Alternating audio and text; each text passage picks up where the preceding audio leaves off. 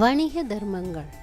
நாம் உற்பத்தி, வணிகம் அல்லது சேவை செய்யும் நிறுவனமாக இருக்கலாம்.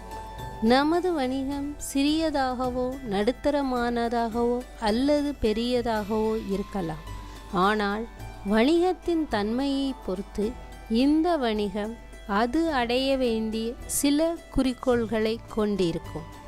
வருடா வருடம் வணிக குறிக்கோள்களை அடைந்து அளவு மற்றும் லாபத்திலும் வளர்ந்து வெற்றிகரமான மதிக்கக்கூடிய வணிகத்தை உருவாக்க வாடிக்கையாளர்களிடம் நம்பிக்கையை உருவாக்கி மேலும் அதிக வணிக வாய்ப்புகளை ஈர்க்கக்கூடிய கொள்கைகளை திட்டமிட்டு அதை செயல்படுத்த வேண்டும்.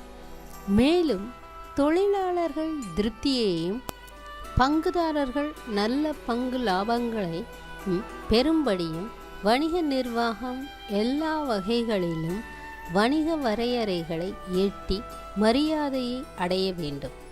நல்ல வணிக கொள்கைகள் மற்றும் வணிக தர்மங்களை கடைபிடிப்பது ஒரு வணிகத்திற்கு சாதகமான நல்ல நிலையை உருவாக்கும் என கூறலாம். இந்த வகைகளில் வணிக நிறுவனம் மற்றும் சமுதாயம் ஆகியவற்றிற்கு சம்பந்தப்பட்ட சில விஷயங்கள் உள்ளன. வணிகம் சட்டதிட்டங்களுக்கு கீழ்ப்படிந்து எந்தவித வேறுபாடும் இன்றி நியாயமான முறையில் தொழிலாளர்களை தேர்ந்தெடுத்து அவர்கள் செய்யும் வேலைக்கேற்ற உரிய ஊதிய தொகையை தர வேண்டும். அவர்கள் வெளிப்படையான, எல்லோருக்கும் புரியும்படியான கொள்கைகளை கடைபிடித்து நடக்க வேண்டும். வணிகத்திற்கு வெற்றியை தரக்கூடிய திட்டங்களை உருவாக்கி அவைகளை செயல்படுத்துவது வணிகத்தின் மேல்நிலை நிர்வாகத்தின், அதாவது தனி உரிமையாளர் மற்றும் கூட்டு உரிமையாளர் மற்றும் இயக்குநர்கள் குழு பொறுப்பாகும்.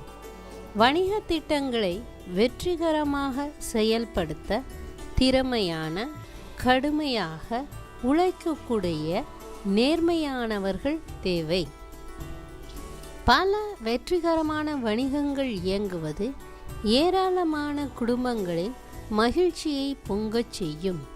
மேலும் இதனால் சமுதாய சுற்றுப்புறச் சூழல் செழிப்பானதாகும்.